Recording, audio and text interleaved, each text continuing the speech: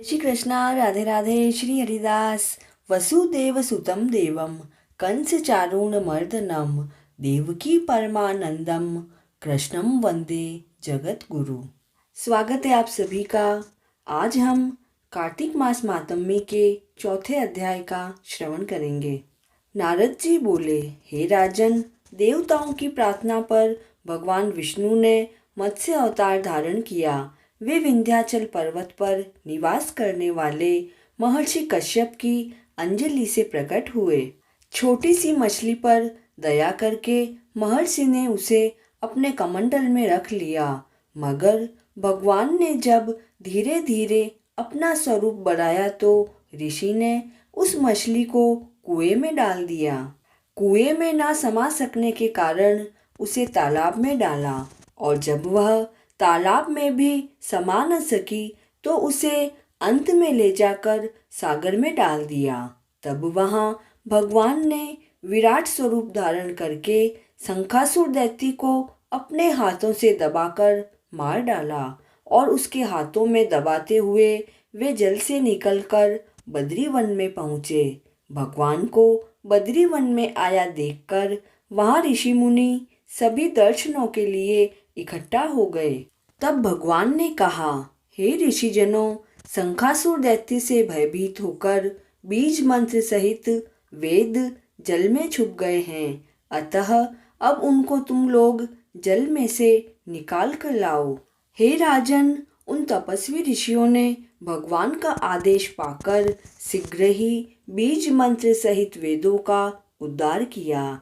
जिस ऋषि ने जो भाग जल से बाहर निकाला वह वेद भाग उसी के नाम से प्रसिद्ध हुआ।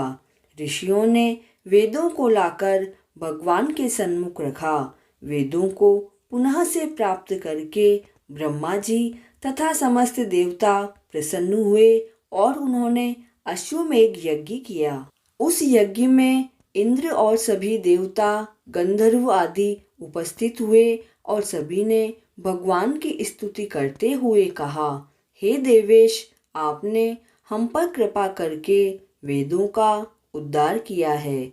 हमने नष्ट हुए वेदों को पुनः प्राप्त किया है और पुनः यज्ञ फल को भी प्राप्त किया है।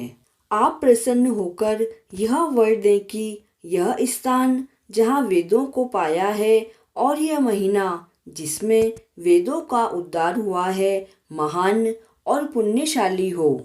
इस स्थान और मांस के सेवन करने वाला प्राणी ब्रह्म हत्या जैसे पाप से मुक्त हो सके।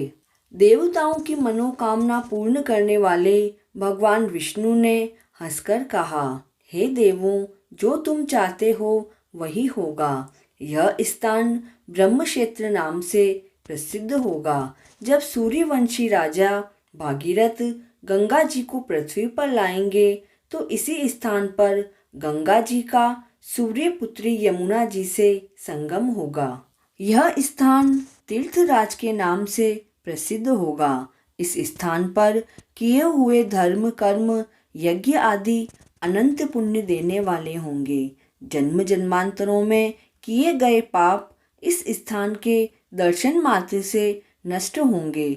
जो भी प्राणी इस स्थान पर शरीर को त्यागेंगे वे निश्चय ही मुझे प्राप्त होंगे। जो यहाँ श्राद्ध करेंगे उनके पितृगण अपने पापों से मुक्त होकर मेरे लोक को प्राप्त करेंगे। माघ मास की मकर संक्रांति को यहाँ संगम के जल में स्नान करने वाला प्राणी अपने सभी पापों को नष्ट कर मेरे लोक में आएगा। हे ऋषिजनों, इस बद्री वन में मैं सर्वज्ञ रूप में निवास करता हूँ, अतः यहाँ निवास करने वाले प्राणी सहज ही मुझे प्राप्त करेंगे। वह निश्चय ही जन्म जन्मांतरों के पापों से मुक्त होकर मेरे पास आ जाते हैं। हे मुनियों, यह कथा महान फल को देने वाली है। जो प्राणी इसको पढ़ते, सुनते अथवा सुनाते हैं उनमें प्रयागराज और बद्री वन में निवास करने का अक्षय फल प्राप्त होता है।